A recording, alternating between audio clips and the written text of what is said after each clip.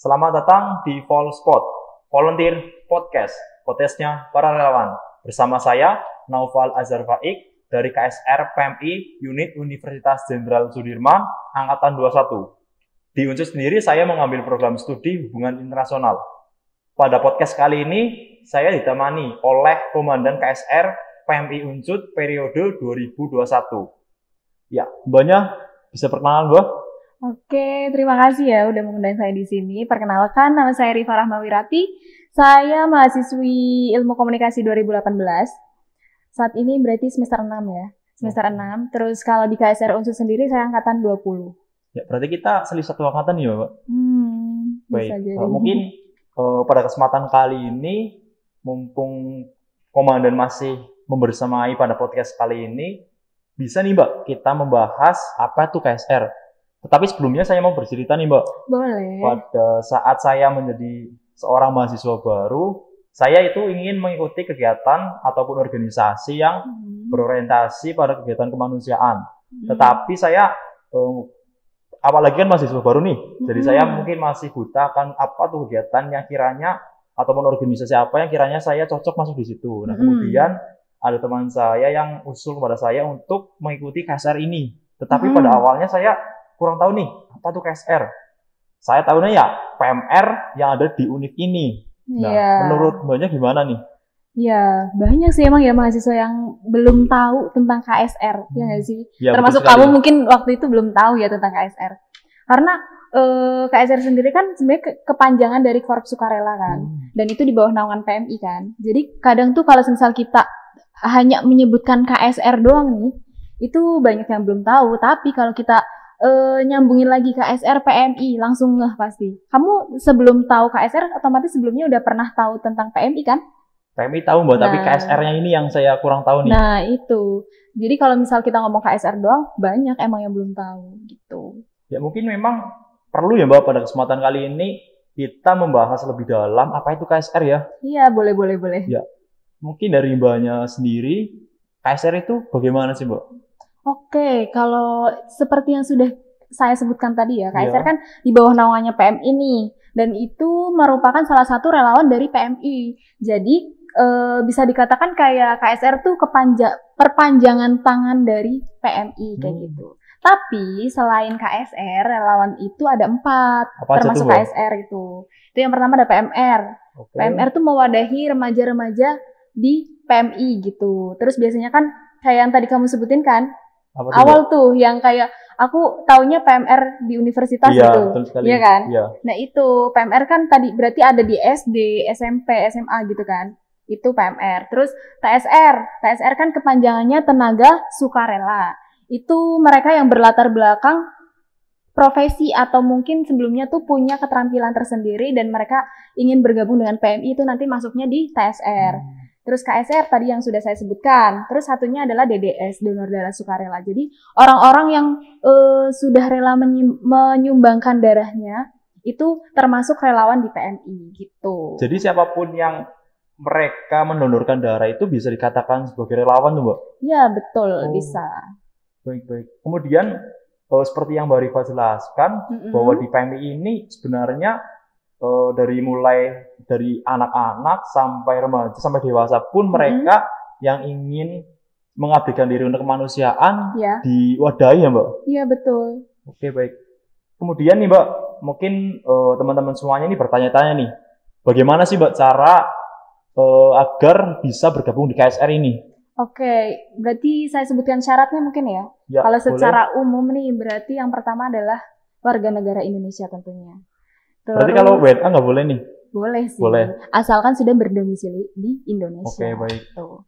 Terus kalau untuk usianya itu 18 sampai 35 tahun. Karena tadi kalau misal sudah melebihi 35 tahun kan mayoritas orang-orang sudah berprofesi atau mungkin sudah sebelumnya udah punya keterampilan kan.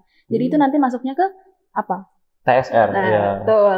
Terus minimal pendidikan itu SMP. Terus ada juga syarat bersedia untuk menjalankan tugas dan kewajibannya, menaati peraturan yang ada, terus juga yang paling penting ada bersedia mengikuti pelatihan dan pendidikan sesuai apa yang disyaratkan sama PMI gitu. Jadi siapapun bisa ikut ya Mbak di KSR ini? Betul, kalau memang mau dan punya keinginan. Oke, baik. Mungkin tadi sudah dijelaskan apa itu KSR, terus bagaimana cara masuk KSR. Nah ini Mbak, mengenai kegiatan nih, mungkin banyak orang-orang yang bertanya-tanya kegiatan di KSR itu apa sih? Sehingga mereka itu bisa tertarik masuk di KSR ini. Secara umum ya teman-teman, secara umum itu ada donor darah pastinya, ya kan. Terus ada layanan masyarakat dan ada pelayanan kebencanaan gitu. Karena PMI kan identik dengan kebencanaan juga kan, itu. Tapi kalau kita ngomong tadi kan kegiatan KSR ibaratnya secara umum lah ya. Nah kalau di Unsur sendiri kita tuh punya 4 divisi. Tuh, apa aja tuh Mbak divisinya? Ya, divisinya itu ada Diklat, terus ada Litbang, terus ada Pengmas sama ada Kesang, itu divisinya. Mungkin dari tiap divisi itu program kerja ataupun kegiatannya apa saja Mbak? Oke, kalau tiap divisi mungkin kita breakdown untuk internal sama eksternal kali ya. Boleh, silakan. Oke, kalau di Diklat itu kegiatan internalnya itu memang lebih ke pengembangan skill untuk anggotanya. Mulai dari PAB, itu kan nanti penerimaan anggota baru kan, itu rangkaiannya sangat banyak. Dari mulai oprek, terus juga ada pradiksar, ada diksar, terus nanti ada latmina sampai ke pelantikan itu. Terus setelah dilantik nih teman-teman nanti diasah lagi kemampuannya untuk diklat intermediate atau diklat lanjutan gitu. Terus selanjutnya kita juga punya simulasi kebencanaan di mana gimana sih kita sebagai relawan bersikap di saat kebencanaan, itu ada latihan mitigasi bencana gitu. Terus divisi lain kali ya, divisi lain itu ada Litbang, mereka punya cara menyelamatkan korban-korban gitu loh. Itu masuknya ke rescue class tuh. Itu sih kalau untuk internalnya. Oke, baik. Untuk eksternalnya sendiri apa saja tuh Mbak? Kalau untuk eksternalnya sendiri kita punya pelayanan donor darah juga. Kita mengadakan donor darah di lingkungan kampus gitu. Terus juga ada pelayanan jaga medis. Terus ada pelatihan pertolongan pertama. Terus yang terakhir itu ada KSR berbagi, itu semacam bakti sosial gitu di desa-desa.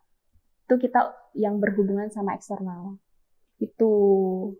Berarti kegiatan di KSR ini lumayan padat juga ya Mbak? Baik dari internal tadi yang setelah mereka mengikuti Diksar, mereka masih ada diklatnya lanjutan itu yang diklat intermediate itu ya Mbak? Iya, betul. Kemudian setelah mereka ada kegiatan di internal, ada mereka kegiatan di eksternal seperti baksos, donor darah, dan lain-lain gitu ya?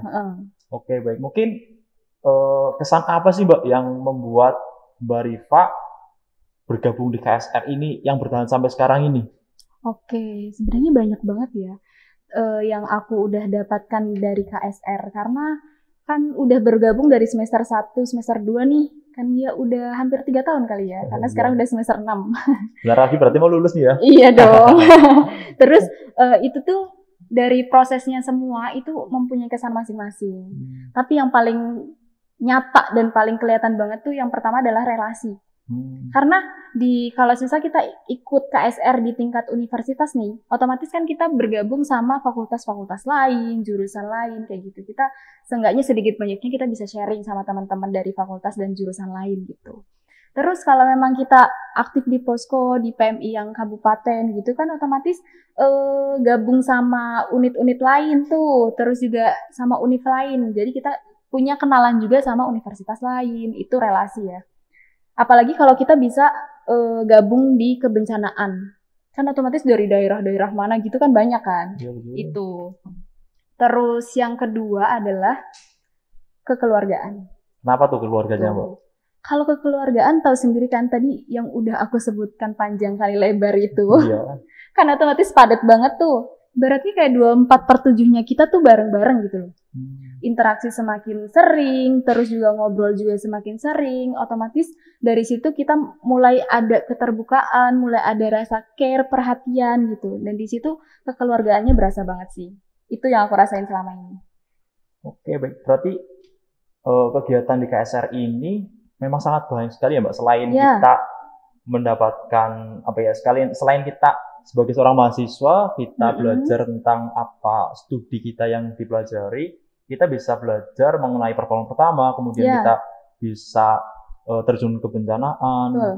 Ya pada kesempatan kali ini obrolannya memang luar biasa sekali karena kita membahas tentang apa itu KSR, kemudian bagaimana kita masuk di KSR, mengenai kegiatan di KSR ini, bagaimana manfaat setelah kita mengikuti KSR ini. Ya, terima kasih kepada Mbak Rifa selaku Komandan KSR PMI Unjut yang telah membersamai dalam podcast kali ini. Semoga podcast kali ini bisa bermanfaat. Sampai jumpa di podcast selanjutnya. Sekian, Volspot Volunteer Podcast.